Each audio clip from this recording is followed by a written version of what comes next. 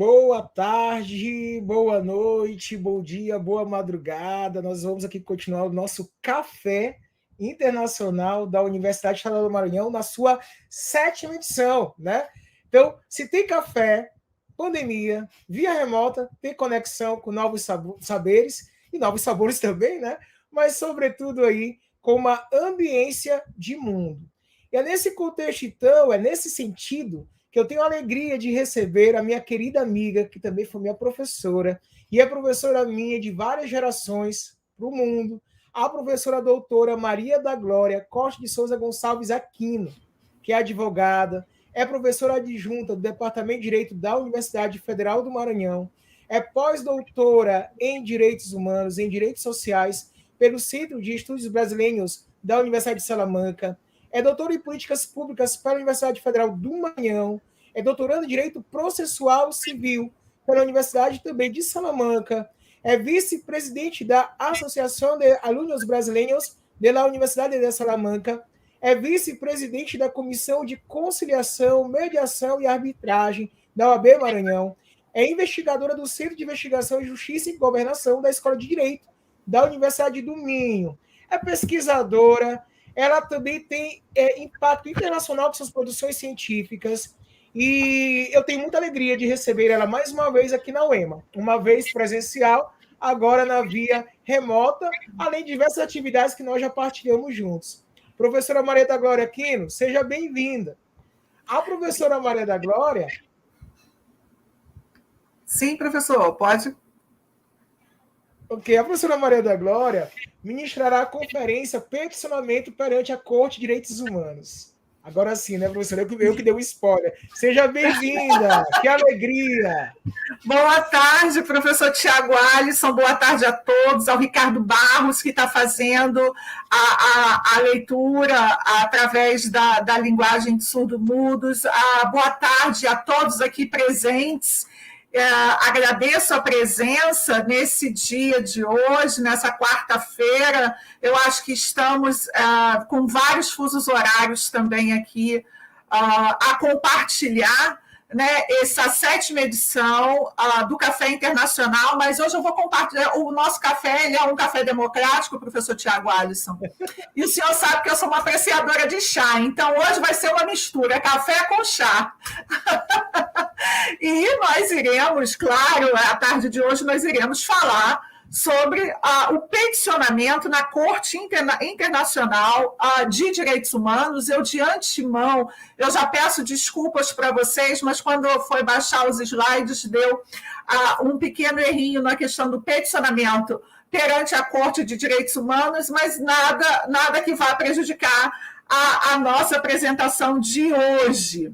Bem, eu tive a oportunidade de acompanhar a apresentação do professor Tiago Alisson, que antecedeu a minha, e ele estava falando sobretudo a questão da discriminação em matéria de direitos humanos, mas toda essa estrutura, esse arcabouço dos direitos humanos, ele teve um marco temporal que se deu com o término da Segunda Guerra Mundial e com a revelação das atrocidades ocorridas, sobretudo no continente europeu, e, de fato, os países que, então, participaram do conflito e aqueles que também acompanharam a barbárie, que culminou com a dizimação de milhares de pessoas, identificaram a necessidade de se consagrar, né, direitos que sobretudo, protegessem a dignidade da pessoa humana e mais, limitasse, colocasse, digamos assim, um freio, né, na prática da violação do que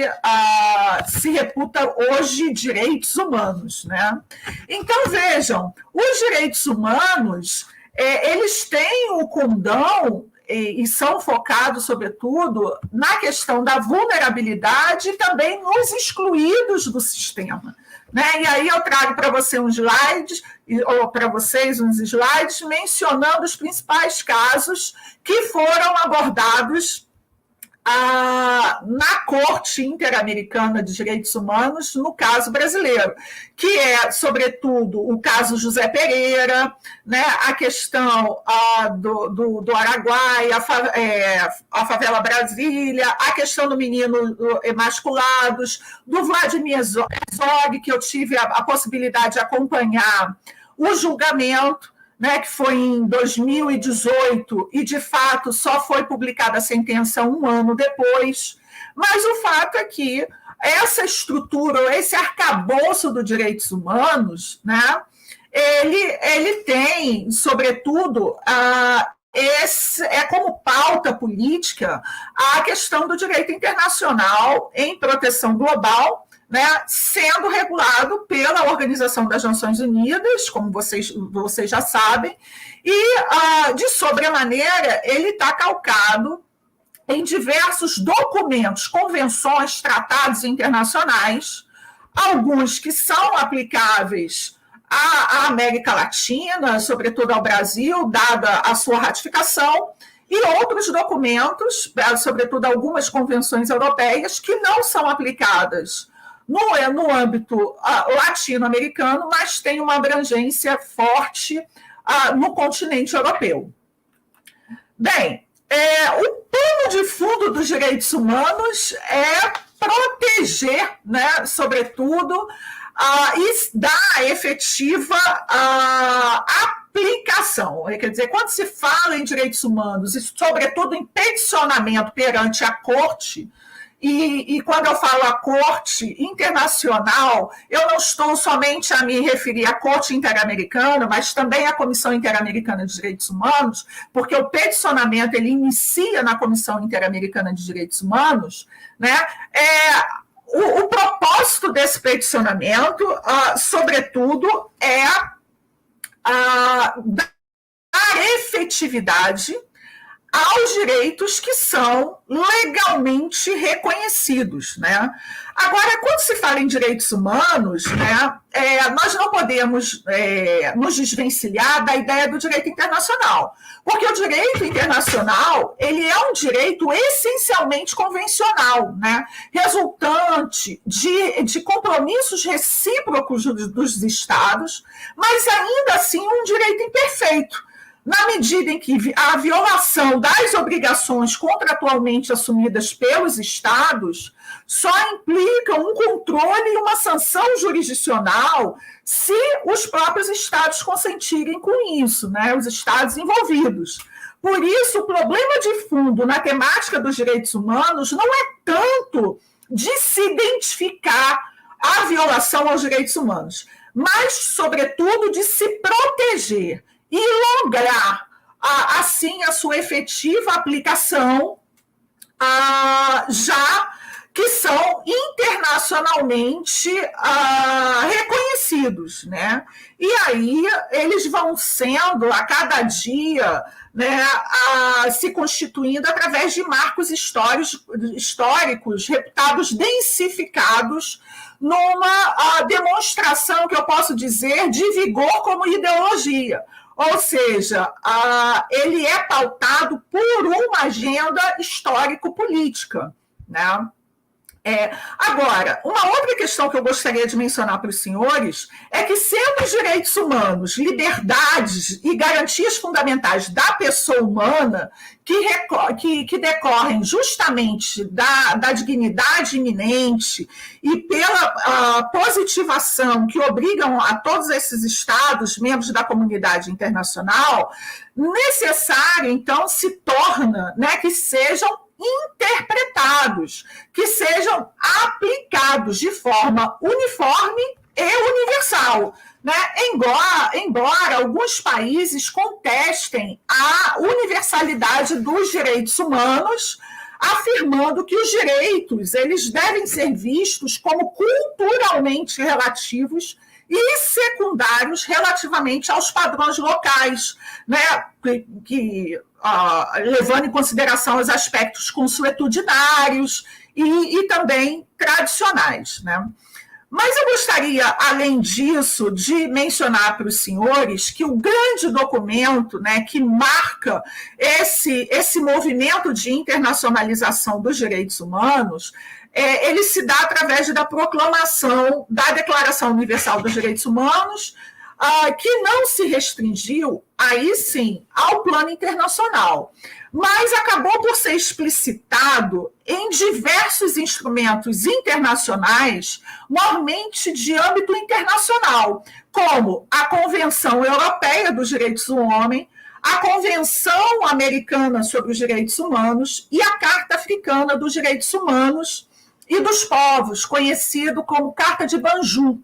Né? Então, nós temos aí uma estrutura de sistema internacional de proteção dos direitos humanos de caráter universalista, a partir da Declaração Universal dos Direitos Humanos, mas também um sistema regional ou sistemas regionais de proteção de direitos humanos, né? Sendo que há um enfoque maior, né, de 3 sistemas, que é o sistema europeu, interamericano e africano, que são, digamos assim, os notoriamente conhecidos dentro de uma sociedade ocidentalizada. E vocês podem me perguntar, mas Maria da Glória, e a questão do sistema muçulmano? Né? O sistema muçulmano eu não estou trazendo aqui para vocês, porque há diversas questões, inclusive colocadas pela ONU, que entendem que o sistema ele não é pautado nesse sistema denominado universal de proteção dos direitos humanos. Então, caberia um outro café internacional somente para nós trabalharmos a questão do sistema muçulmano. Eu também não tenho o propósito aqui de esgotar e de abordar com vocês a questão do sistema europeu e até mesmo do sistema africano, mas eu já me coloco aqui de antemão para futuros convites, professor Tiago Alisson, e nós trabalharmos aí a forma de funcionamento do sistema europeu e do sistema africano também. Hoje, o meu propósito é direcionar o nosso café para o sistema interamericano de proteção dos direitos humanos. E aí, vejam, o sistema interamericano ele ganha um esforço muito grande quando da criação dos Estados americanos, né, onde eu estou colocando aí nos slides, já se identificava essa intenção de se edificar um sistema próprio no âmbito regional, né? E nesse ponto o sistema interamericano ele foi vanguardista, se compararmos com o próprio sistema europeu. São sistemas distintos que se comunicam em alguns momentos, dada algumas similitudes, né?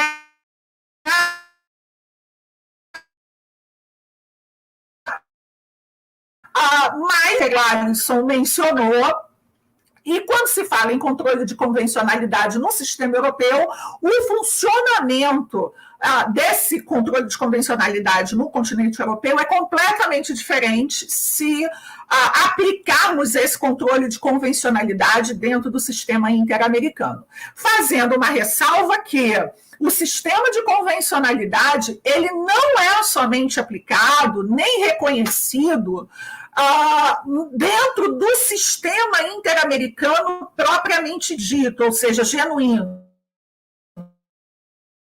E aí eu estou me referindo à Comissão Interamericana e à Corte Interamericana de Direitos Humanos. Eu defendo a aplicação do controle de convencionalidade também no âmbito interno dos sistemas jurídicos dos países que compõem esse sistema interamericano de proteção de direitos humanos. Tá? E aí depois eu vou explorar isso mais com vocês e explicar o porquê. Eu quero que vocês fixem essa ideia que eu defendo essa aplicação, e aí nós temos exemplos, inclusive atuais, que eu trouxe para vocês, sobre a aplicabilidade desse controle de convencionalidade no sistema interamericano, mas vejam, dentro dos ordenamentos jurídicos a partir das nações independentes da América, né, e especificamente incluindo o Brasil. Bem, o sistema interamericano ele tem uma Carta de Organização dos Estados Americanos, né, que foi elaborada dentro, em 1948, né, ou seja, após a criação e a edificação da Declaração Universal dos Direitos Humanos, e ele se baseia em dois instrumentos normativos principais, que é a Carta da OEA e a Declaração Americana dos Direitos e Deveres do Homem, também de 1948. Né? Se nós fizermos um estudo comparativo com o sistema europeu, nós vamos verificar que a Carta da OEA e a Declaração Americana elas antecedem muitos documentos de proteção existentes em matéria de direitos humanos e que envolvem violações individuais de direitos humanos, né, em matéria que envolve violações de direito individual, sobretudo, individuais ou coletivas, no continente europeu. Né? Então, nós fomos, como eu disse, vanguardistas nesse quesito. Ao todo, hoje, nós temos 37 países que compõem esse sistema. Né? E aí inclui tanto a América, as três Américas, né? América Central, América do Sul e América do Norte. Então, vejam, isso vai impactar sobremaneira na formação jurisprudencial, tanto da Corte Interamericana, quanto na forma de condução dos procedimentos junto à Comissão Interamericana de Direitos Humanos. Tá? Por quê? Porque nós temos aí uma diversidade de países, com uma diversidade cultural muito grande, né? Com ordenamentos jurídicos e sistemas jurídicos completamente distintos, né?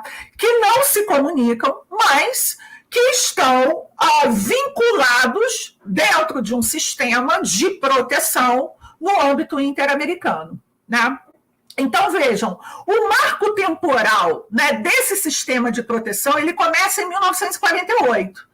Mas a Comissão Interamericana de Direitos Humanos ela só passa a ser criada, né, 11 anos depois, em 1959. Né? Então, a CID, como é conhecida, a Comissão Interamericana, ela não foi criada logo após a Organização dos Estados Americanos. Né? Ela teve um prazo, digamos assim, de construção, né, que só ocorreu 11 anos depois. Né?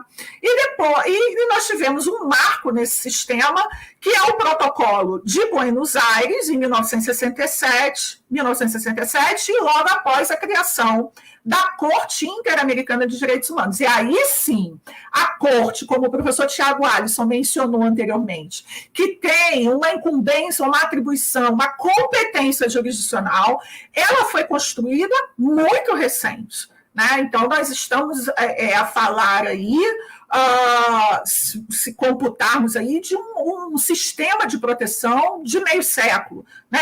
Ou se formos mais, digamos assim, mais otimistas, um sistema de proteção de 70 anos. Né? Isso, para fins históricos, é muito recente, é muito jovem.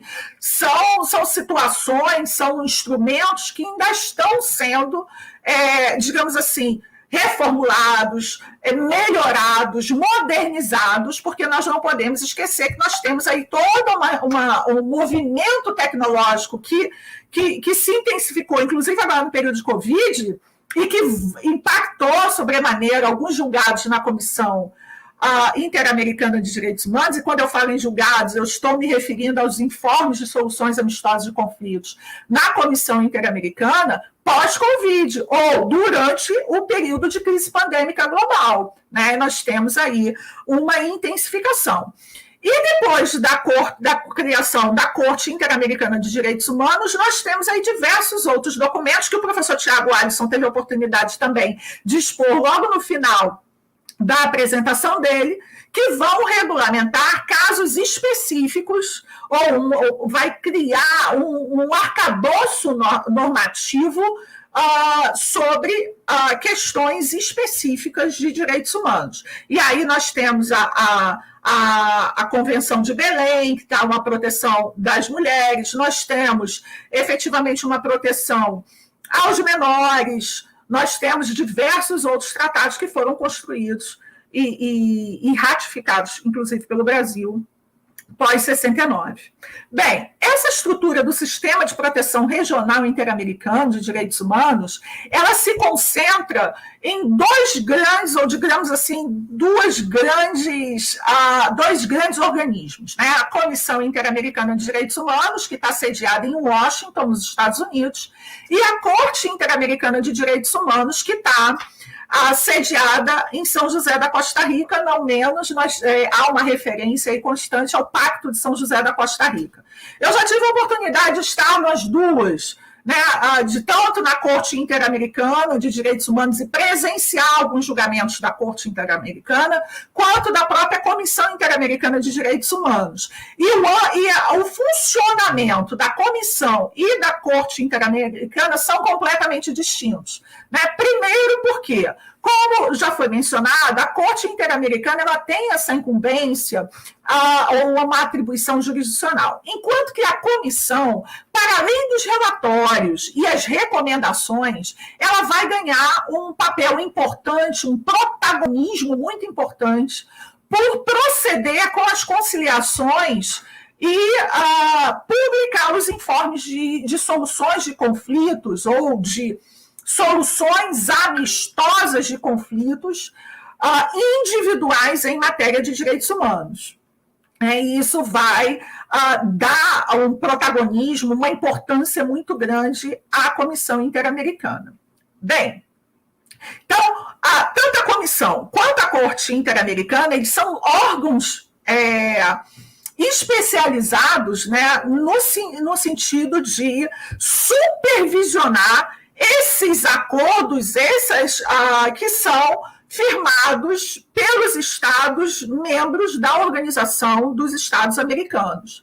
E vejam, qual é o documento principal que regulamenta isso? Não raro eu iniciei a minha fala com ele, que é a Convenção Americana dos Direitos Humanos. Mas não somente a Convenção Americana dos Direitos Humanos, né? Aquelas convenções e tratados sobre direitos especializados também vai estar incluído nesse, digamos assim, nesse controle, né, de fiscalização, tanto pela Comissão Interamericana quanto pela Corte Interamericana de Direitos Humanos.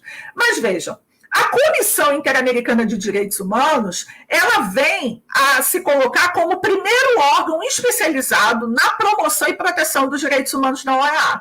Quando eu falo isso, né, considerando os outros slides que eu apresentei, vocês conseguem identificar o marco histórico e a importância da CID, né, dentro desse sistema interamericano de proteção. Até porque a CID ela foi criada anteriormente à própria Comissão Interamericana, ela foi criada anteriormente a própria Corte Interamericana de Direitos Humanos, que só iniciou seus trabalhos em 1969. Então, a CID, ela ganha digamos assim, essa abrangência, é o primeiro organismo que vai ter conhecimento dessa violação pelo Estado parte, da prática de uma violação de direitos humanos em determinado Estado contra um indivíduo ou grupos de indivíduos. Né? E como é que nós temos aí? Nós temos uma resolução da 5ª reunião de consulta dos ministros das Relações Exteriores, né, que iniciou e foi erigido o documento no Chile, né? O regulamento ele foi aprovado em 1980, não raro. Vocês vão verificar mais à frente, quando eu trouxer o slide dos informes sobre soluções amistosas, que o regulamento ele é aprovado em 1980 e a primeira solução amistosa de conflitos ela só vai se dar 5 anos depois, em 1985. Né? E a última modificação que nós tivemos nesse instrumento que regulamenta, né, que é o regulamento da própria comissão, é em 2012. Né? Então, é uma modificação recente, mas eu já tenho conhecimento de que tem grupos de estudo já trabalhando dentro da Comissão Interamericana no intuito de reformular esse regulamento, principalmente quando se fala em soluções amistosas e solução de conflitos. E eu falo isso por quê? Porque eu estou fazendo uma pesquisa no meu segundo doutoramento, que está em curso, somente sobre as soluções amistosas que tramitam perante a Comissão Interamericana de Direitos Humanos. E a questão procedimental da tramitação desses processos, né, ainda ocorrem de uma forma assim, muito confusa, muito nebulosa, porque procedimentalmente nós não temos nenhum documento que diga o passo a passo de como devem ocorrer as sessões de mediação ou de conciliação que a gente vai ver mais à frente. Né? Então, vejam, a competência desse órgão, da comissão, é tanto proteger os direitos humanos de acordo com os normativos, mas, sobretudo, fiscalizar. E ele é composto por 7 membros eleitos pela Assembleia Geral, né, com um mandato de 4 anos, com possibilidade de reeleição. E aqui eu vou fazer uma ressalva que só é possível uma única reeleição. Né? Bem, a Comissão Interamericana, ela procede, né, com uma sessão, com 2 períodos, né, digamos assim, 2 sessões por ano, né, onde os informes eles são apreciados, né, e tem que haver um quórum de maioria absoluta dos membros, né, com voto apresentado à Secretaria por escrito, no prazo de até 30 dias úteis, né, e aí dá um interregno de 2 meses.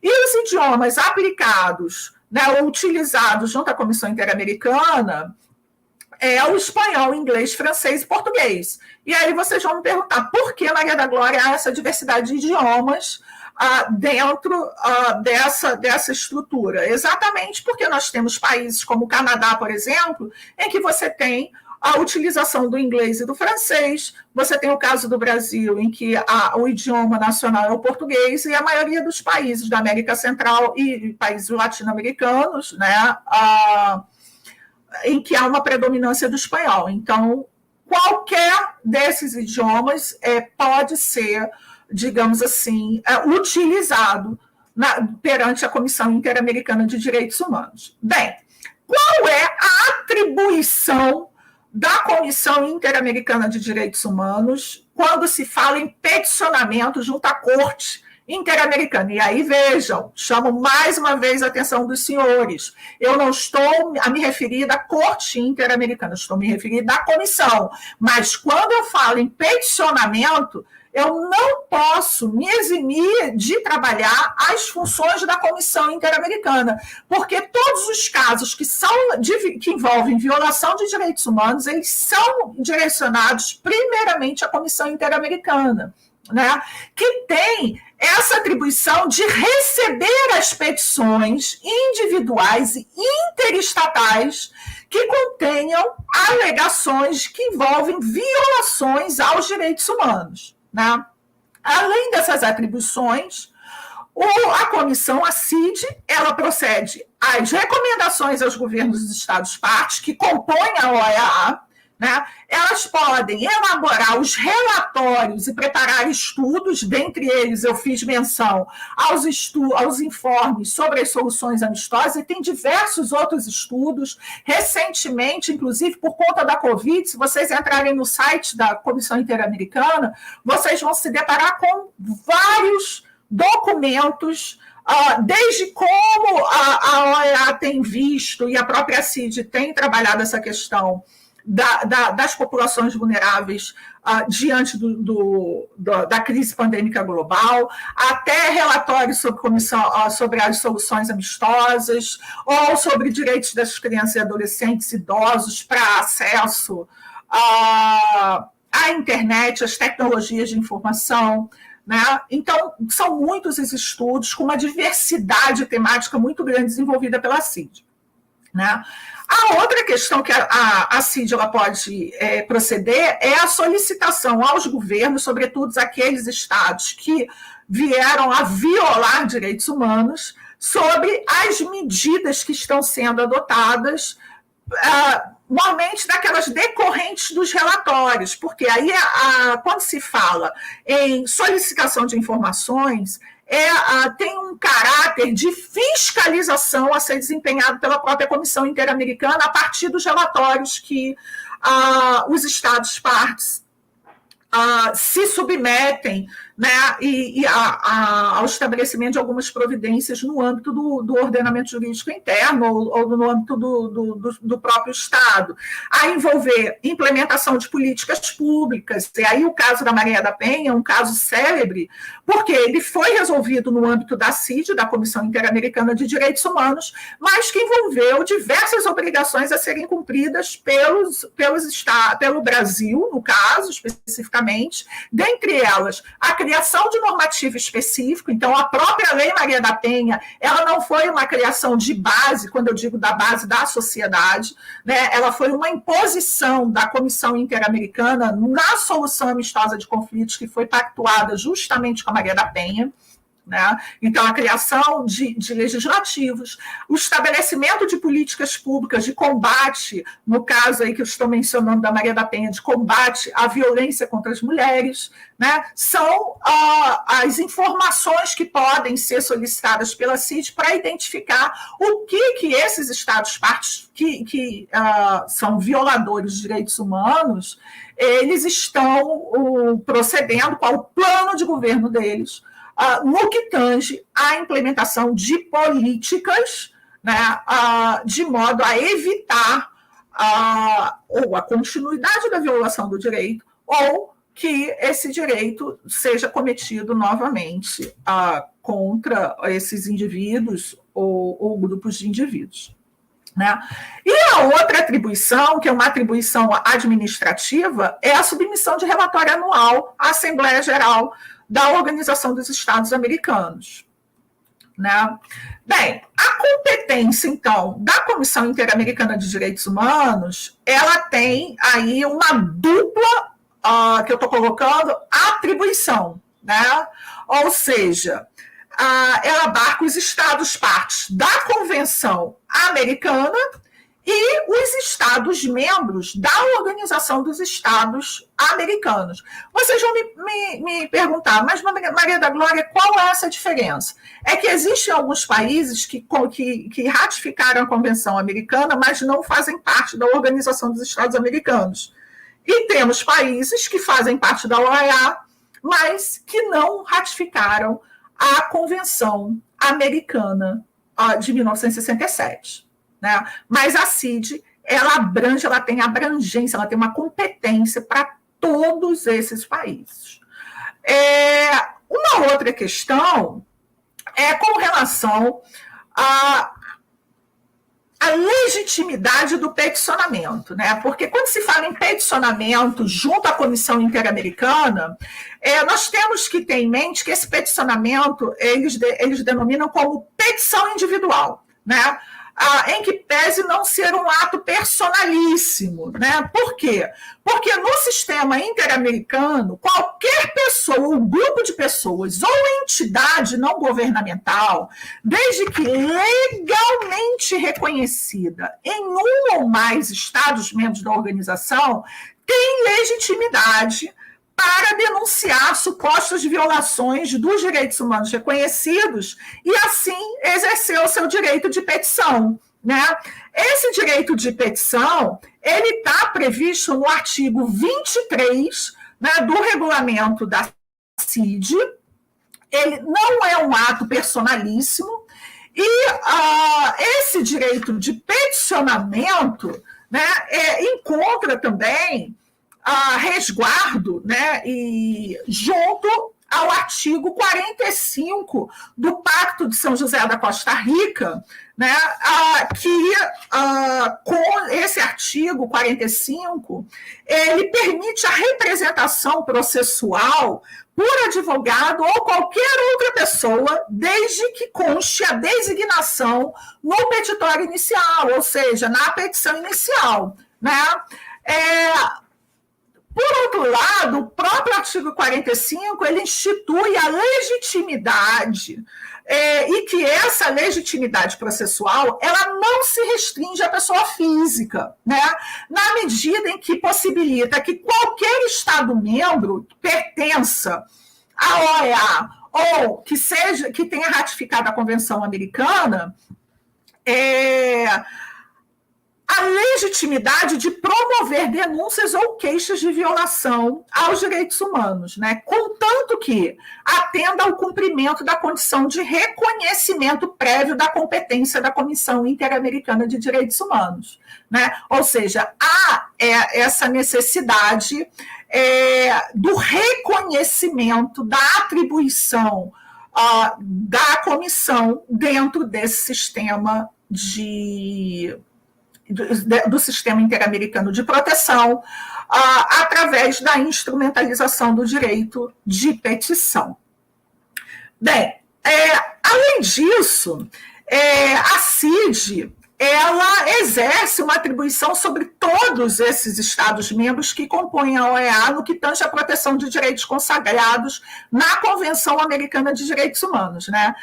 De modo que ela também está submetida ao regulamento próprio, orientado pelas determinações, não só do artigo 45 da Convenção Americana, mas dos artigos 44 a 51 da Convenção, né? Para quem estiver aí com a Convenção aberta ou estiver acompanhando através da internet. Bem, mas esses direitos, né, uma vez em que esse direito de petição ele é exercido, uma das premissas maior é o asseguramento e a proteção dos direitos e garantias fundamentais do indivíduo e de direitos essenciais. E aí se faz primordial o reconhecimento da isonomia, né, perante a lei, ou seja, o princípio da igualdade, né? E aí, quando eu falo em princípio da igualdade, eu gostaria de fazer uma ressalva que esse princípio da isonomia adequada à interpretação de que esse princípio da igualdade ele deve permear o direito de acesso à prestação jurisdicional, né? Inclusive perante a Corte Internacional, a Corte Interamericana de Direitos Humanos, né? E, então, o que acontece? Quando é analisado, exercido esse direito de petição, e aí nós passamos para a admissibilidade do exercício desse direito, o direito de petição ele tem mais ou menos o mesmo significado do direito de ação que nós adotamos aqui no âmbito do nosso ordenamento jurídico interno brasileiro. Tá? E ele, logicamente, esse exercício do direito de ação, ele está condicionado ao exame de admissibilidade das demandas, né? E aí, quando eu falo em condições de admissibilidade das demandas, junto ao sistema interamericano de direitos humanos, eu tenho que preencher alguns requisitos dessa admissibilidade. E esses requisitos de admissibilidade, eles estão previstos no artigo 46 da Convenção Americana, né, que é a legitimidade das partes, a inexistência de litispendência internacional, ou seja, a submissão dessa demanda em qualquer outro sistema de proteção interamericana, inclusive junto ao Tribunal Penal Internacional, o prévio esgotamento de recursos internos, né, salvo em caso justificado, que é o denominado princípio de Stoppel, né? E sendo que a queixa ela deve ser apresentada dentro do prazo de 6 meses a partir da data em que o prejudicado tenha sido notificado da decisão definitiva. E quando eu falo decisão definitiva, eu estou me referindo acerca do trânsito em julgado dessa decisão, né? Vejam, quando eu falo em legitimidade das partes, eu estou observando os requisitos de qualificação pessoal, os quais devem conter o nome, a nacionalidade, a profissão, o endereço, ou seja, o domicílio, a assinatura da pessoa ou das pessoas e seus respectivos representantes legais, né? um esboço, digamos assim, da matéria de fato e de direito contemplada e narrada no objeto da petição ou comunicação. Quando eu falo em esboço, eu estou querendo dizer que deve conter a causa de pedir e que ela não esteja condicionada a outro processo de solução internacional, né, a fim de que não esteja configurada aí como um dos requisitos a questão da litispendência processual internacional ou até mesmo a coisa julgada internacional, né? E vejam,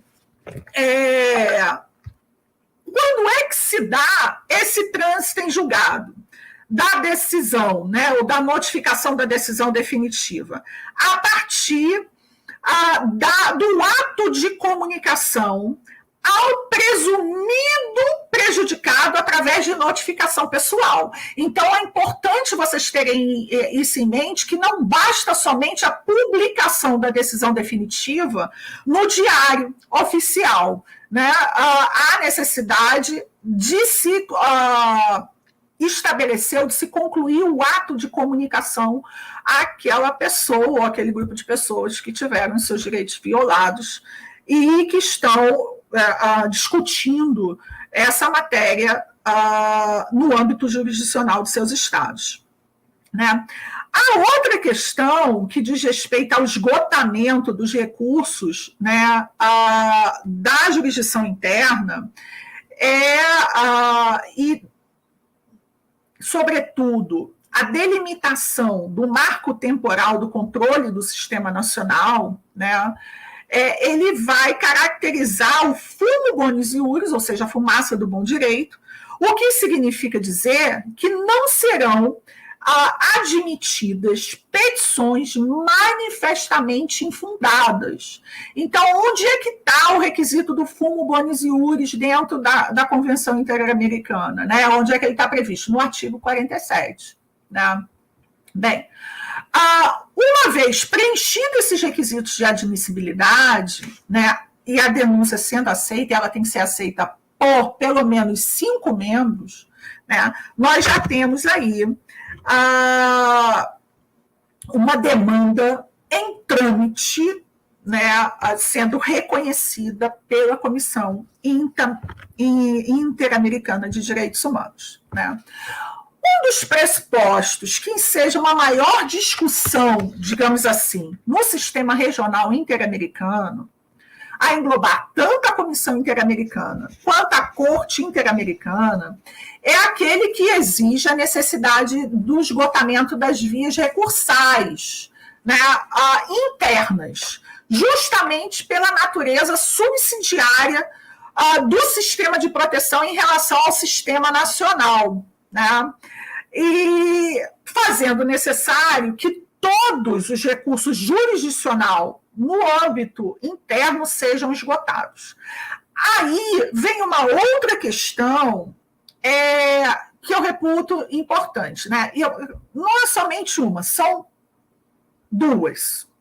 Primeiro, a questão do controle de convencionalidade. Volto a mencionar o controle, essa figura jurídica, esse instituto jurídico do controle de convencionalidade, porque é possível aqui o Poder Judiciário brasileiro, especificamente no nosso caso, ele proceda ao controle de convencionalidade no âmbito interno. O que significa dizer isso?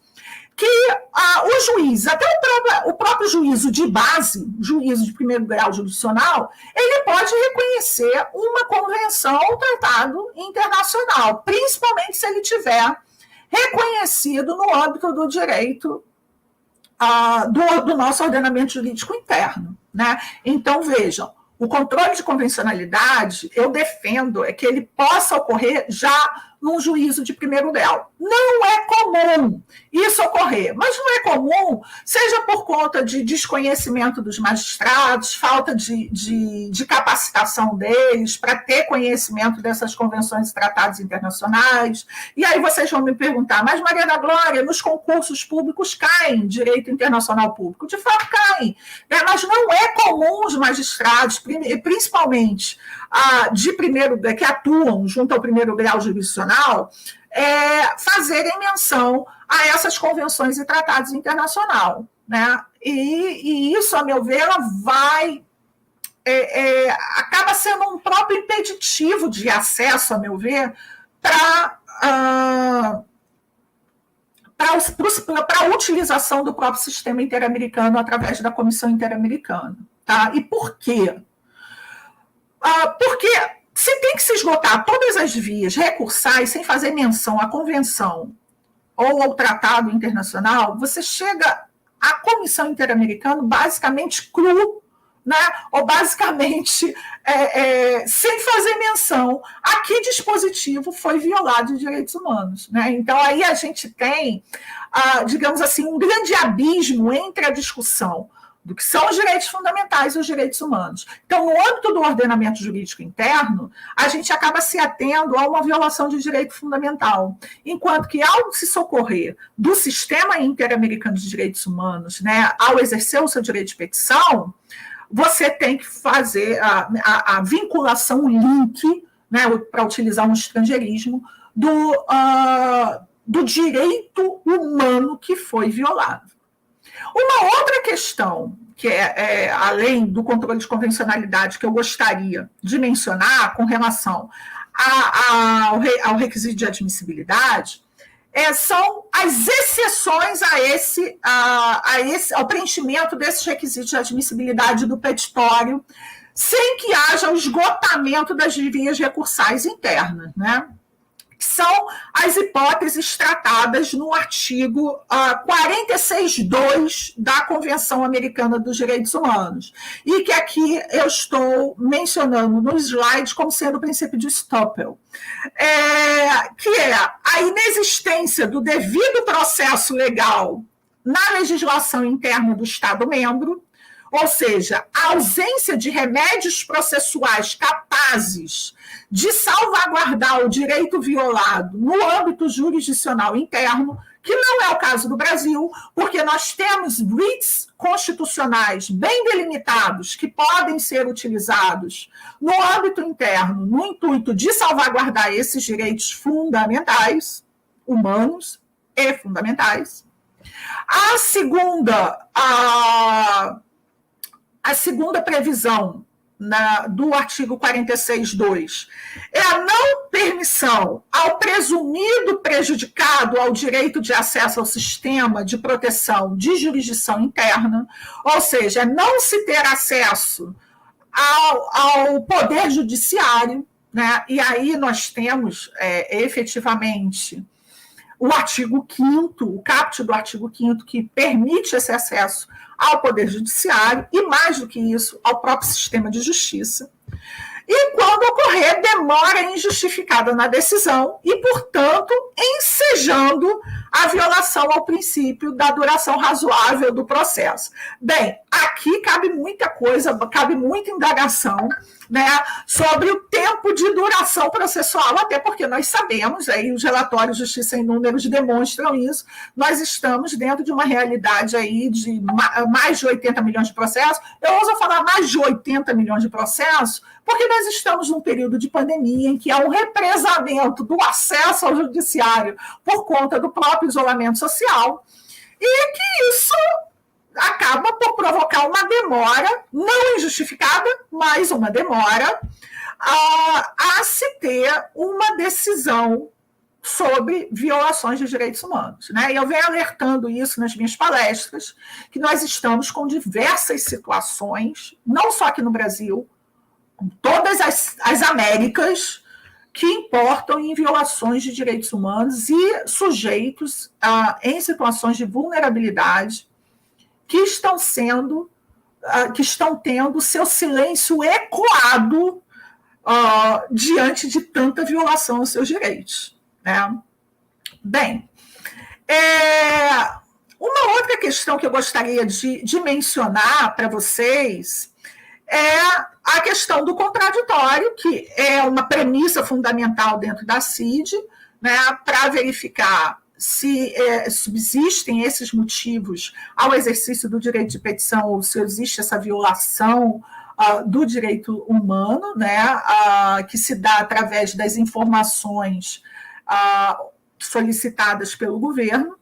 E notem, nesse período de pandemia, esse trâmite, a meu ver, ele está prejudicado, né, porque impede esse contato pessoal e presencial dos membros da CID dentro dos estados. Então, essa comunicação, ela atualmente está se dando pela via remota, né?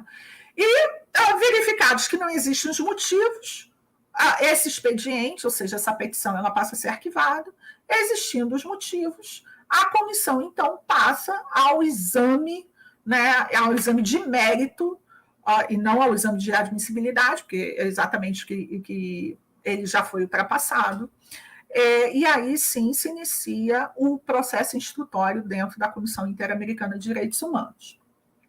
Uma outra questão que eu gostaria de mencionar, que faz referência ao artigo 48 e a 50 da Convenção Interamericana de Direitos Humanos, é a possibilidade da obtenção das soluções amistosas de conflitos, né, que se inicia após o detido exame de admissibilidade da petição, que é encaminhada à Comissão Interamericana de Direitos Humanos, né? E aí é feito, uma vez chegado a um acordo, é feito um relatório circunstanciado, contendo todos os fatos, né, as condicionantes, as condições da celebração desse acordo, sendo, então, esse relatório encaminhado ao Estado violador do direito humano e à Secretaria-Geral da OEA, né? Porque aí, nesse caso, a gente vai ter futuramente a fiscalização desses acordos, né? Que a gente vai ver mais à frente. Então, essa fiscalização, ela tem o intuito de garantir, ou seja, que o acordo está sendo cumprido, que não está havendo uma perpetuação da violação do direito para a parte, e que ele foi adequado, digamos assim, à resolução dos conflitos. Uma questão que vocês podem me indagar é, Maria da Glória, na Comissão Interamericana de Direitos Humanos, essa solução amistosa, ela é uma conciliação ou é uma mediação?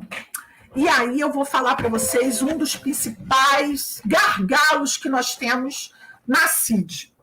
É que, na prática, né, a solução amistosa, ela é uma figura jurídica, né, própria de direito internacional dos direitos humanos, né, que pode se constituir de um procedimento onde se tramitam as petições individuais, em que pode ser realizada tanto a conciliação quanto a mediação, né?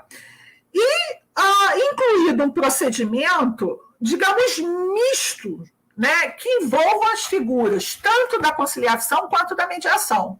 Então, isso suscita muitas dúvidas, né? Porque vocês vão me perguntar qual é a diferença da conciliação, da mediação, né? Já que nós não temos um juiz de atuação, um conciliador na Comissão Interamericana, né? Não seria genuinamente uma mediação? A meu ver, seria genuinamente uma mediação. Por que uma mediação? Porque seria um terceiro ou terceiros facilitando um diálogo entre a vítima, que teve o seu direito humano violado, e o Estado parte violador. Mas ele não participa diretamente da construção do acordo, apenas da intermediação dialogal desses acordos. Há uma parte da doutrina que entende que a Comissão Interamericana ela poderia, sim, interferir na elaboração desses acordos junto entre os Estados partes e o indivíduo ou grupo de indivíduos que tiveram seus direitos violados. Por isso, essa figura mista dentro da Comissão Interamericana de Direitos Humanos. Eu não vou esgotar o meu assunto aqui. Por que não? Porque eu estou trabalhando exatamente numa tese doutoral onde eu questiono essa ambiguidade do Instituto Jurídico aplicado no que tange às soluções amistosas de solução de conflitos. Se seria efetivamente uma conciliação, se seria uma mediação, ou se existiria uma interseção entre esses dois procedimentos. Bem, eu trouxe para vocês aqui num quadro os informes de solução amistosa de conflitos, né? Desde 1985 até 2021. E se vocês observarem, eu gostaria que o olhar de vocês se direcionasse direto ao ano de 2017 e 2019, nesse interstício, nesse intervalo.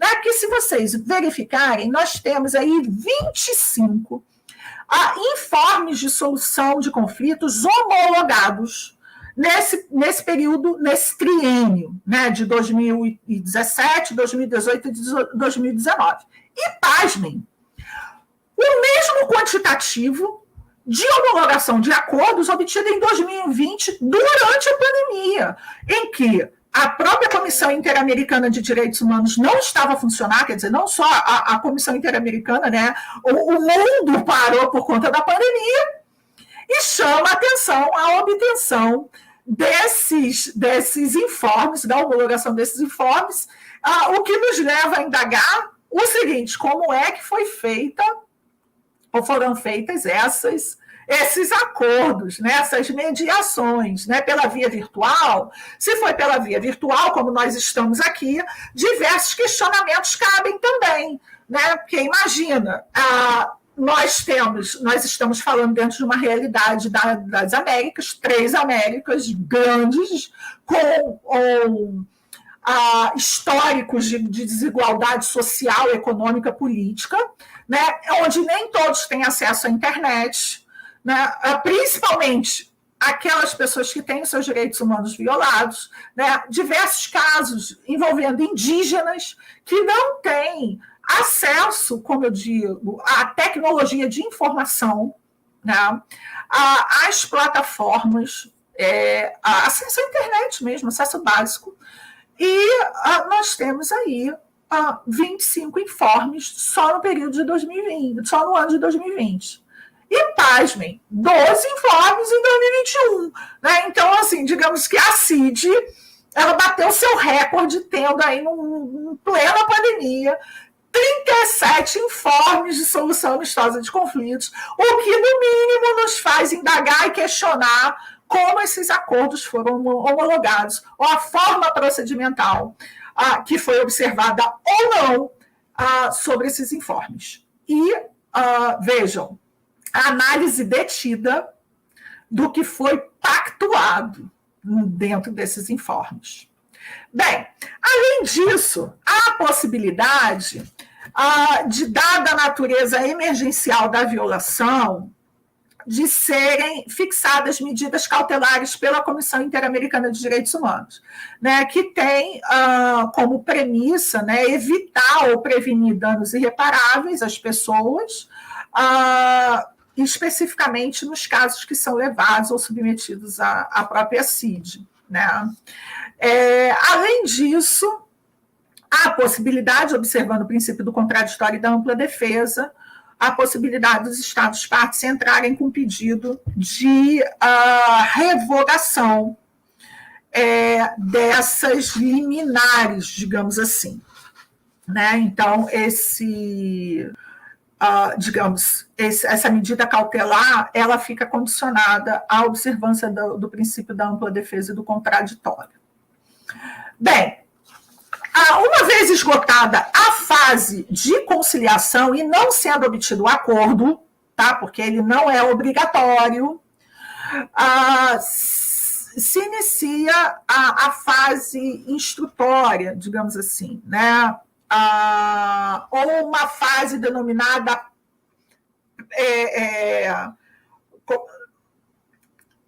eu digo assim, ela não é pré-processual, porque a pré-processual vai ser a conciliação e a mediação propriamente dita. Né? Mas nós vamos ter o início da fase processual propriamente dita, né? Onde a comissão ela passa a deliberar através de relatórios, expondo os fatos violadores de direitos humanos, as conclusões acerca dessas violações e formula eventuais proposições e recomendações de imediato aos Estados-partes violadores. Né? Esse informe ele é confidencial, ele é direcionado aos Estados-partes, e ele tem um prazo de 3 meses. Bem, aí entra uma outra questão, que é a questão da confidencialidade, porque isso vai de encontro ao que a CID propaga, que é exatamente o princípio da transparência dos atos no sistema interamericano de proteção. Né, não só a CID, mas também a Corte Interamericana, que é a questão da publicidade e a questão da confidencialidade, né? Então, e transparência. E isso, o professor Tiago Alisson fez menção aos Objetivos de Desenvolvimento Sustentáveis.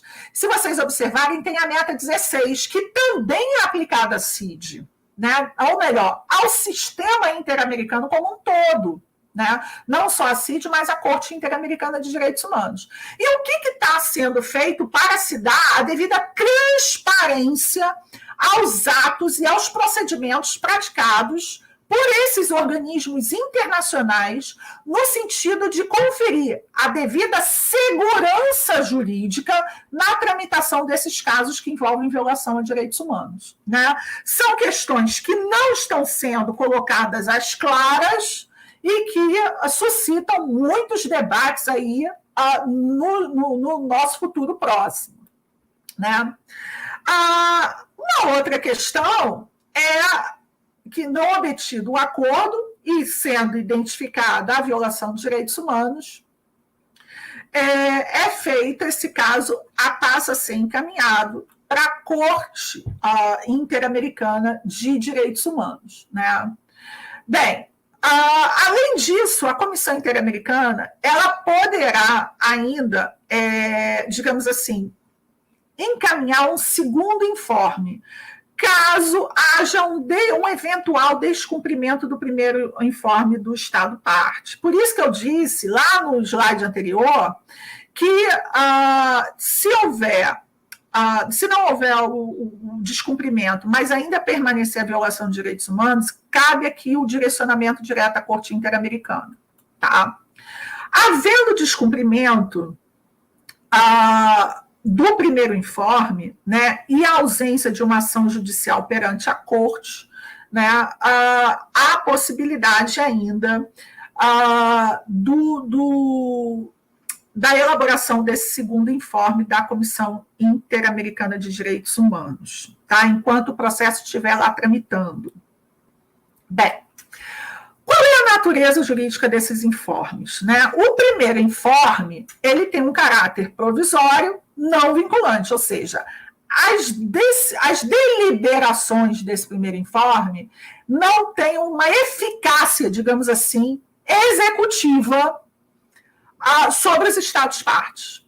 Já o segundo informe, esse aí sim, ele tem um caráter definitivo e tem uma natureza vinculante, ou seja, ele gera obrigações para os Estados-partes, tá? E aí a gente vai ter também, dentro do controle de convencionalidade, no sistema interamericano, a possibilidade de se exigir o cumprimento desse informe pelo Estado-parte violador do direito humano. E nós temos aí a sentença da Corte, né, que num outro momento, que tem, sim, esse caráter definitivo e a força é vinculante, ou seja, com eficácia executiva imediata. Inclusive, esse caráter vinculante, tanto do segundo informe quanto da sentença da Corte, né, dos casos que vão ser levados à Corte para apreciação em caráter jurisdicional, é o que vai diferenciar o controle de convencionalidade no sistema interamericano para o controle de convencionalidade no sistema europeu. Por quê? Porque o controle de convencionalidade no sistema europeu, ele nasce com o próprio nascimento do instrumento normativo, ou seja, os países europeus, eles têm tanta preocupação em cumprir o instrumento normativo, porque isso gera, né, uma responsabilização junto às cortes europeias tão grande, que eles preferem, de antemão, cumprir imediatamente o instrumento. Aqui, no sistema interamericano, aqui, né, nas nossas Américas, o sistema se dá de forma um pouquinho diferenciada.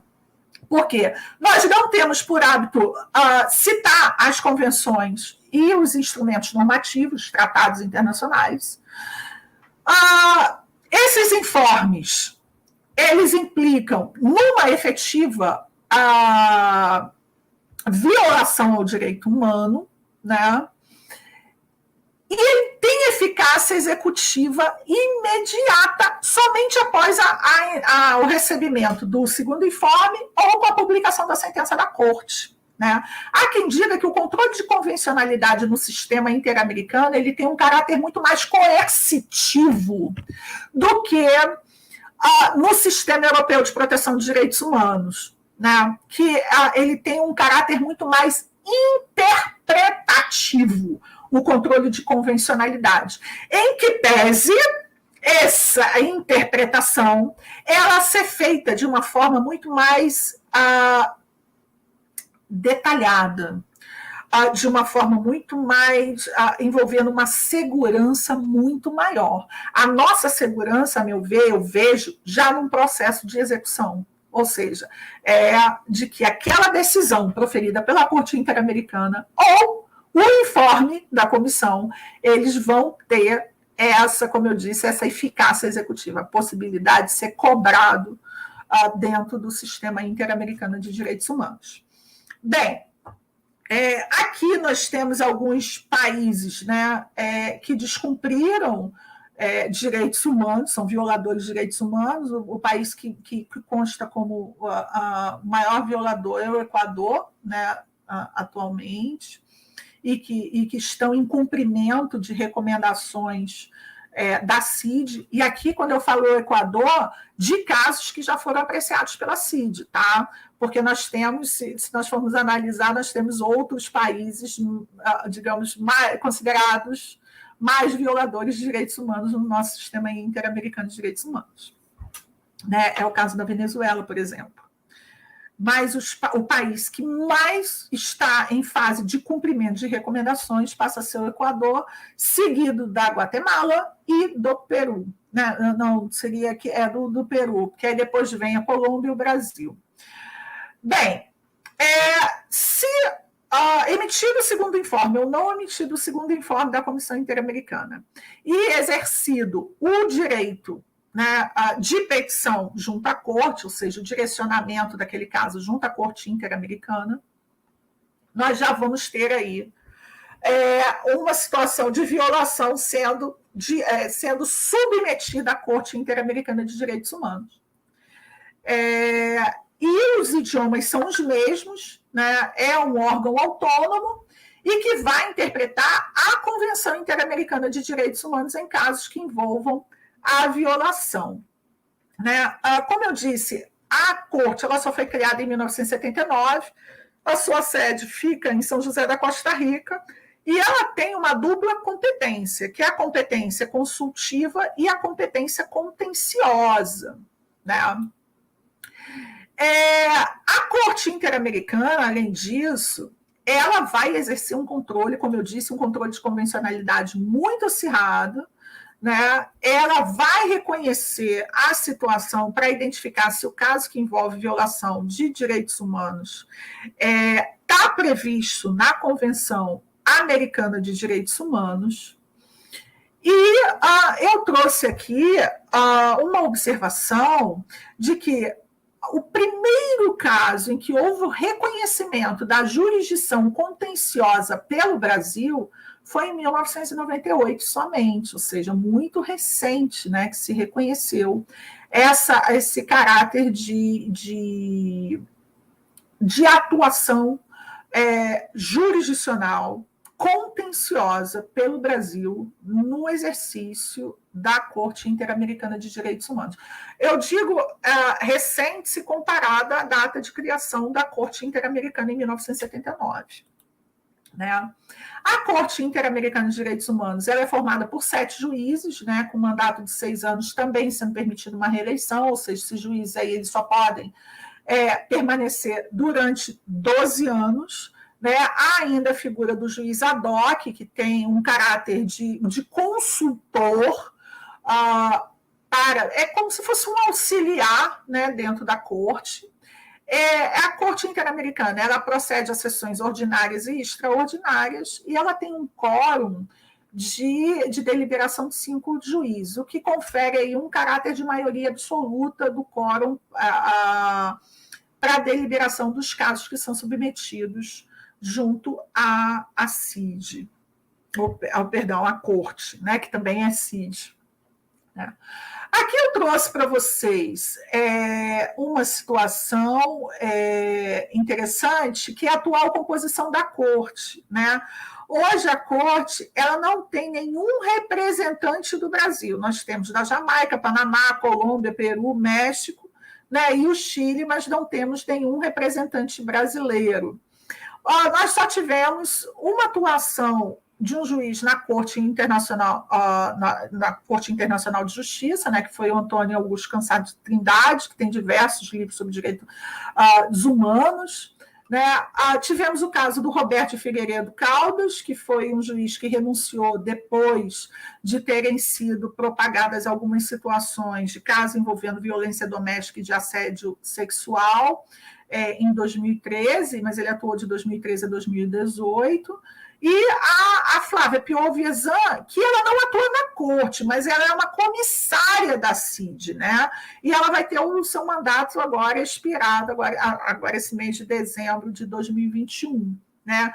Inclusive, quando ela foi para atuar como comissária da CID, foi muito questionada essa atuação dela como comissária. Né? Bem,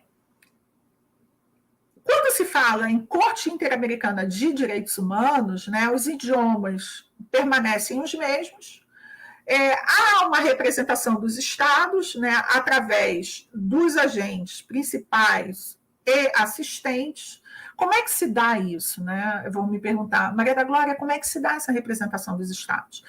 Tiveram casos, como o caso do Vladimir Zog, que nós tivemos agentes assistentes, né, que eram assessores de ministro do Supremo Tribunal Federal. Então, nós tivemos aí uma atuação de um corpo jurídico em prol dos estados, né, que atuaram em casos junto à Corte Interamericana de Direitos Humanos. Aí vocês vão me perguntar, Maria da Glória, mas no caso isso é complexo, né? Porque como a gente vai ter aí assessores de ministro atuando em prol do Estado, né? Já que é o Poder Judiciário, né? Mas nós já tivemos essas situações.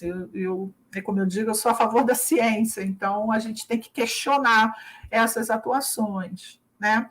E a representação da comissão do defensor interamericano, né? Que também nós tivemos essa atuação no caso do Vladimir Zog, né? do defensor público interamericano. Né? Inclusive, foi um representante da Defensoria Pública do Estado do Rio de Janeiro atuar pela família do Vladimir Zog. Né? Bem, a participação das supostas vítimas é facultado o devido processo legal, compreendendo ampla defesa e contraditório, o direito à fase instrutória observada, e também é possível litisconsórcio, né? Como é o caso, nós temos aí do José Pereira, que envolveu um caso de violação de direitos humanos, de trabalho análogo ao do escravo, que foram diversos trabalhadores, né, envolvendo um menor. Também há a possibilidade do estabelecimento de medidas provisórias, né, medidas cautelares, dada a sua urgência e a gravidade da violação, e também a apresentação das petições a partir do primeiro informe da comissão à corte. Por isso que eu mencionei aquela contradição, né, da comissão da corte já a partir do primeiro informe, né, que pode ser peticionada à Corte Interamericana de Direitos Humanos, né, independentemente de um segundo informe pela comissão. Porque, vejam, enquanto esse processo ele vai tramitando, a comissão ela não deixa de fiscalizar, ela continua fiscalizando, mesmo com o processo sendo submetido à Corte Interamericana de Direitos Humanos. Porque, vejam, a Corte ela vai analisar o caso especificamente, mas a violação do direito vai ser fiscalizada pela Comissão Interamericana de Direitos Humanos, né? E aí, vejam, tem todo um procedimento por escrito, né, que começa a partir do preenchimento de um formulário, né, com os dados, a qualificação da vítima, né, do Estado, parte, o relato dos fatos denunciados, os recursos, né, que vão poder ser manejados junto à Corte Interamericana, a possibilidade dos meios de provas a serem utilizados, que hoje são bem vastos, né, a eventuais outras denúncias e a utilização das medidas cautelares. Bem, aqui eu gostaria de fazer menção também a que todo o procedimento, né, quando eu falo procedimento por escrito, ele hoje está todo informatizado, inclusive tanto junto à Comissão Interamericana, nós temos documentos que são denominados guias para se apresentar a petição, né? Inclusive relatando as situações em que tanto a comissão pode intervir, assim como a corte. Mas como vocês podem perceber, todo esse procedimento ele começa lá na Comissão Interamericana, né? Então o processo ele já começa praticamente instruído, né? Aí vocês vão me perguntar, Maria da Glória, mas será que pode ocorrer o aproveitamento de atos processuais ou procedimentais? Né? Eu já digo assim, processuais junto à corte, procedimentais junto à comissão. Isso é extremamente questionável, principalmente quando se fala em requisitos de admissibilidade, porque há quem diga que o sistema interamericano de direitos humanos ele exige um duplo exame de admissibilidade, né? Tanto junto à comissão, né, que começa lá com o exame de admissibilidade junto à comissão, e depois junto à Corte Interamericana de Direitos Humanos. Mas eu gostaria de mencionar também uma outra questão, é que na fase instrutória, né, que ela ocorre também pela via oral, com a realização de audiências, né, podem ser realizadas audiências, né, coletiva de testemunhas, podem ser estabelecidos debates nas audiências, inclusive no intuito de dirimir eventuais dúvidas dos julgadores, né? E aí pode haver, sim, uma manifestação dos juízes, das testemunhas, dos peritos, das vítimas. Então, é um processo bem, é um procedimento bem democrático e amplo. Um pouco diferente do que nós estamos acostumados a ver aqui dentro do nosso ordenamento jurídico, quando se fala em procedimento assim, dentro da área do direito processual civil, né, para ficar mais claro. Né? É lavrada a ata de audiência e todas as audiências realizadas junto à Corte Interamericana, elas são gravadas.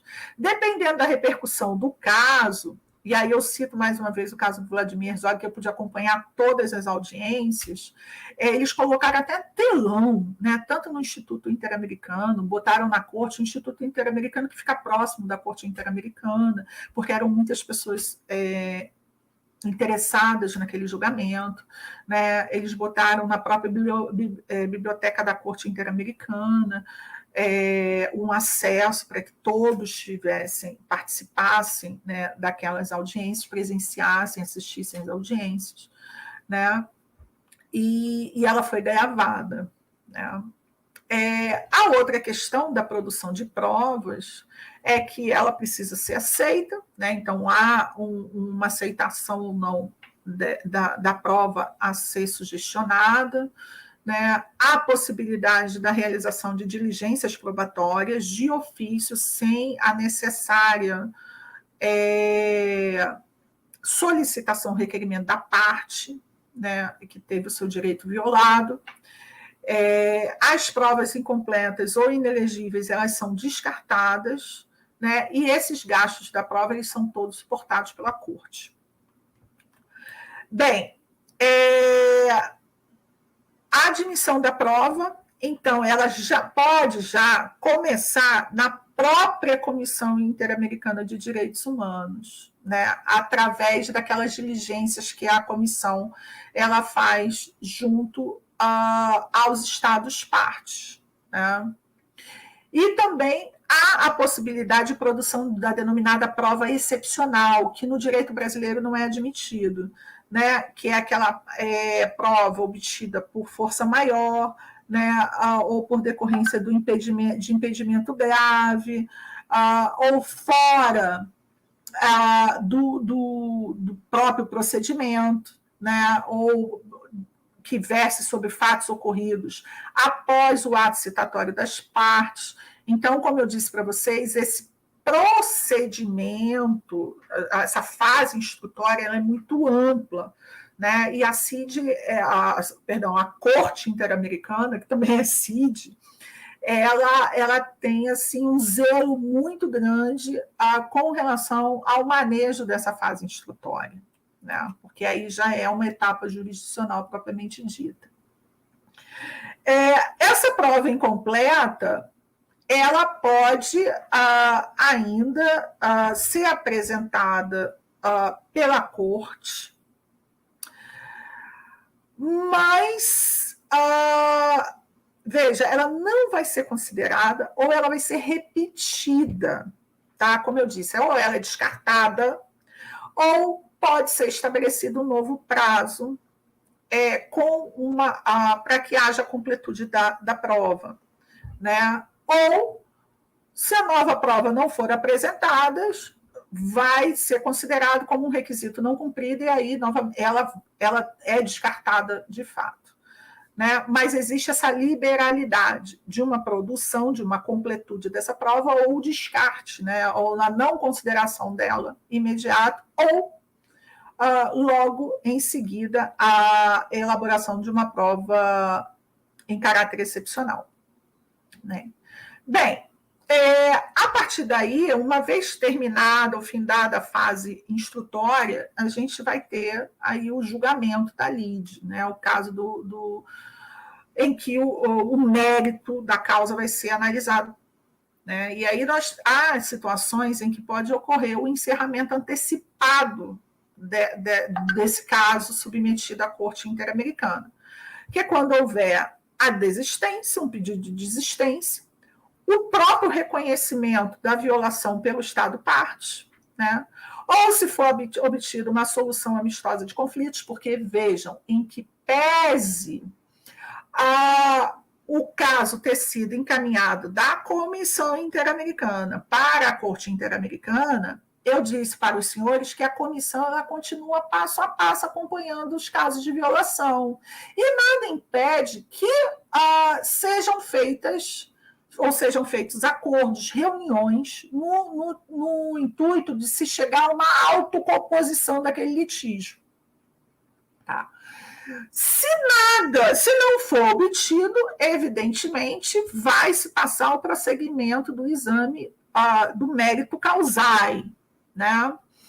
Mas, ocorrendo essas três situações, nós temos aí o encerramento antecipado do caso submetido à corte. E aqui eu faço uma análise, uma observação, que no caso da solução amistosa vai ser um julgamento, vai ser um encerramento antecipado sem análise do mérito, tá? Porque foi obtida uma solução amistosa. Então, no caso da desistência, sem análise do mérito, reconhecimento do pedido sem análise do mérito propriamente dito, e a solução também.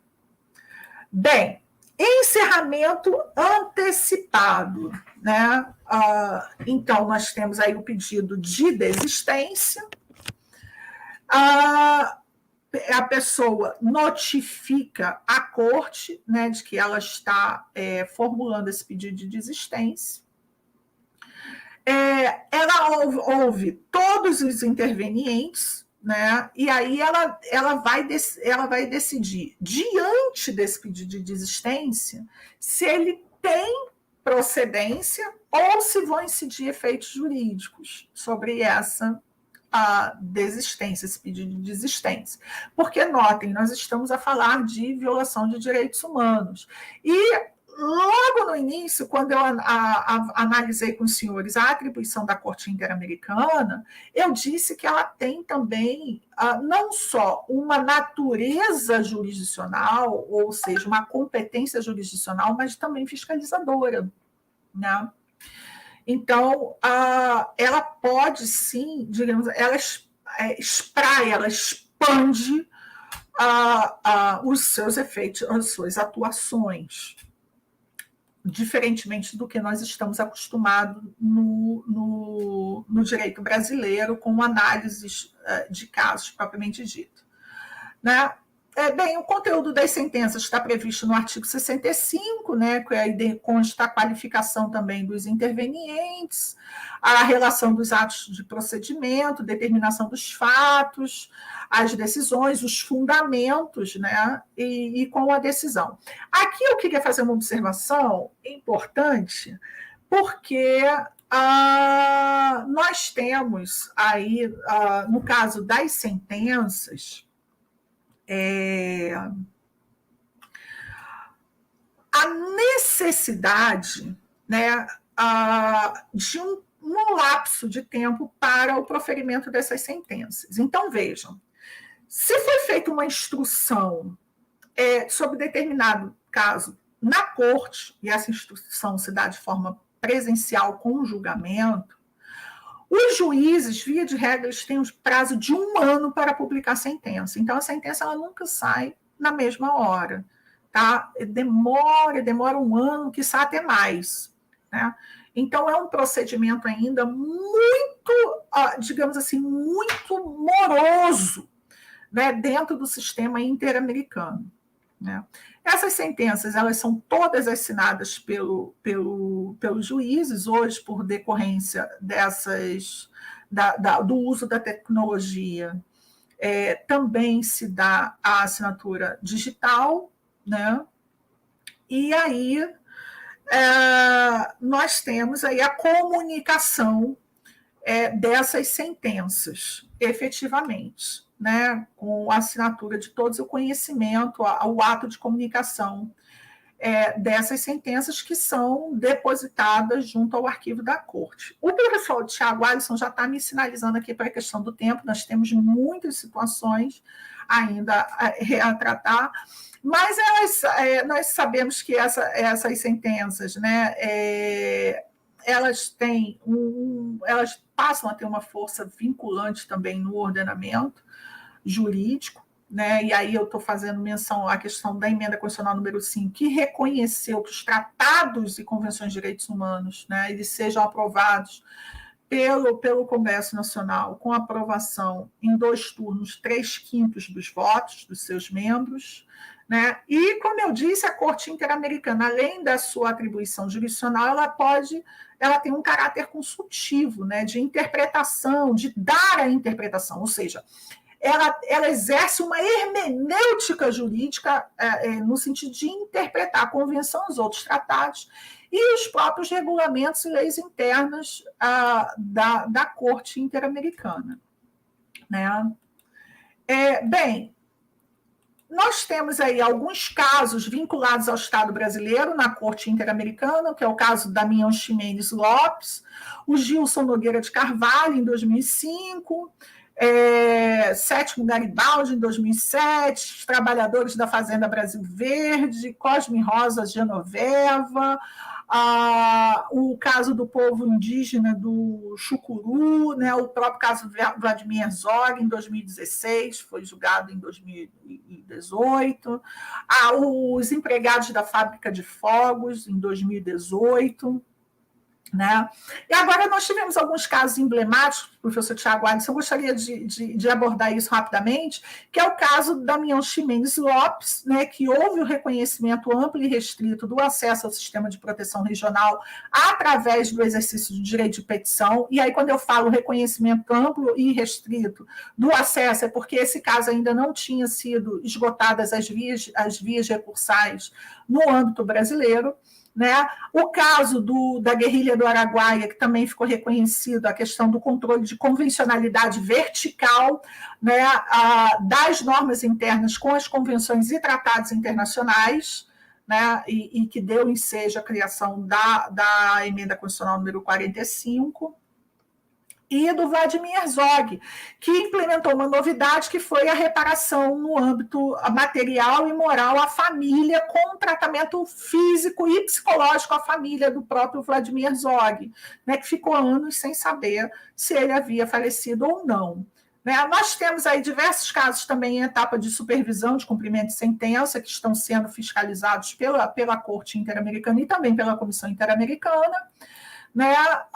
Casos ainda pendentes de sentença, né? São 31 casos em tramitação, e nós temos aqui algumas questões polêmicas com relação ao controle de convencionalidade, com a sua aplicação vertical e horizontal, e o principal deles, que ocorreu aí em 2018 também, foi o fechamento da fronteira brasileira que impedia a entrada de venezuelanos no Brasil, que foi uma decisão proferida até pelo meu amigo de pós-doutorado, né, que era então desembargador Cássio Marques, hoje é ministro Cássio Marques, que mencionou na sua decisão do Tribunal Regional Federal que as violações aos direitos humanos não podem mais serem toleradas sob o manto da proteção à soberania dos Estados.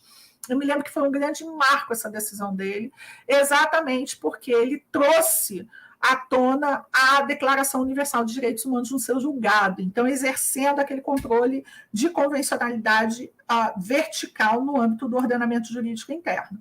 E eu trouxe algumas questões polêmicas aí, né, que é a capacitação, a necessidade de capacitação e qualificação dos magistrados no âmbito dos direitos humanos, né, para a aplicação do controle de convencionalidade, a capacitação dos operadores de direito e a necessidade da inovação do sistema de justiça no âmbito interamericano, a questão da advocacia 4.0, né, porque nós temos advogados atuando junto ao sistema interamericano de direitos humanos, né, e normalmente a questão do uso das tecnologias, a questão do duplo exame de admissibilidade junto à Comissão Interamericana e à própria Corte, a questão da cooperação internacional, que ganha contornos muito expressivos, principalmente nessa questão eu digo extramuros processuais, porque vão poder ser obtidas informações, né, junto ao Estado-parte e que vão demandar essa cooperação internacional dos Estados-partes. E a questão das soluções amistosas de conflitos em matéria de direitos humanos, que é uma novidade que eu estou trabalhando, né, em que pese ela ter sido o primeiro caso ser de 85 e ela já encontrar previsão junto à própria Convenção Americana, mas ela está ganhando corpo aí nos últimos tempos, principalmente por conta da meta 16 do Objetivo de Desenvolvimento Sustentável. Bem,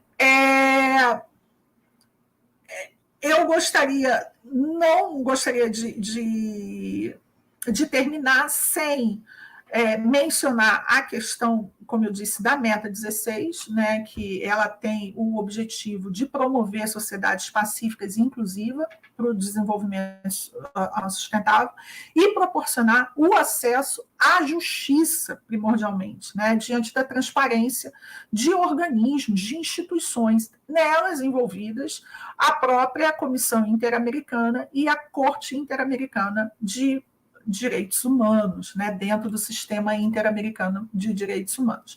Bem, eu acho que essas são as minhas considerações. Eu não sei se eu avancei muito no tempo, mas eu me coloco aí à disposição, professor Tiago Alisson, para uma outra edição de um Café Internacional, trazendo questões ainda muito mais emblemáticas sobre a atuação da Corte Interamericana, o papel desenvolvido, os trabalhos e estudos desenvolvidos junto à Comissão Interamericana de Direitos Humanos. Muito obrigada pelo convite, gostaria de agradecer a presença de todos. Infelizmente, eu não estou assistindo, vendo o rostinho de vocês, mas eu sinto ainda, por conta dessa questão do isolamento social, mas é sempre um prazer poder estar com meu amigo Tiago Alisson, ainda que virtualmente restrita a uma tela de computador.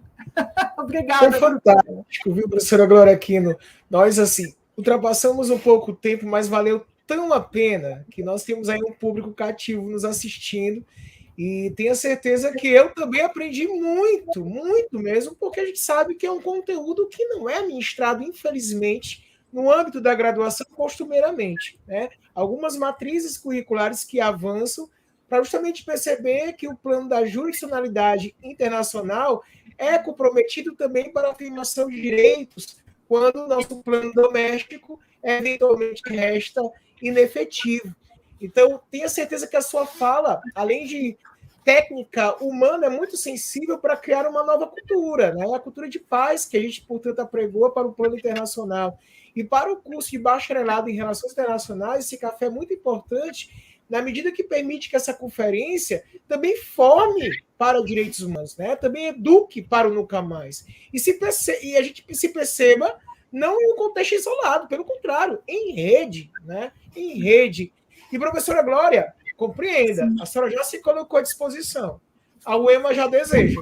Então, assim, não fique eventualmente estarrecida caso receba de imediato um convite para uma próxima edição do Café e para um curso também de curta duração, já que a partir de agora nós estamos também utilizando combustível para a nova graduação em bacharelado em Relações Internacionais, que já vai ser ofertado na próxima edição do vestibular de ingresso ao UEMA. E a senhora faz parte como colaboradora emérita desse curso que está nascendo, o primeiro do Maranhão, viu? Muito obrigado de coração. Eu te agradeço e gostaria de ressaltar aqui publicamente todo o papel e assim, o meu orgulho, porque de fato fui sua professora, mas para além de ter sido sua professora, você é um grande amigo na academia e tem se destacado muito aqui no Estado, no desenvolvimento do seu trabalho. Então, eu só tenho assim, a te agradecer pelo convite, a ficar orgulhosa pelo seu sucesso acadêmico, né, que o seu sucesso acadêmico também é o meu sucesso acadêmico, e juntos, compartilhando esses momentos e compartilhando saberes e trabalhos e por aí adiante, a vida. Muito obrigada, professor Tiago Alisson. Um abraço virtual a todos. Um abraço virtual. Saiba que da minha caminhada a senhora tem extrema, né, e profunda colaboração, porque desde cedo, lá na graduação, eu aprendi também com a senhora que nós vivemos em rede. E é por isso que nós estamos juntos sempre, ainda aqui, conectados aqui, né? À distância. Mas estamos em rede. Professora Glória, muito obrigado, muito obrigado. E daqui a pouco nós voltamos com a nossa edição do Café Internacional, com a mesa de diálogos que vai encerrar este nosso dia de muitas atividades. Até daqui a pouquinho, obrigado, pelo link da UEMANET. Um abraço, professora. Obrigada, um abraço, pessoal. Obrigado, Ricardo. Obrigada. Tchau, tchau.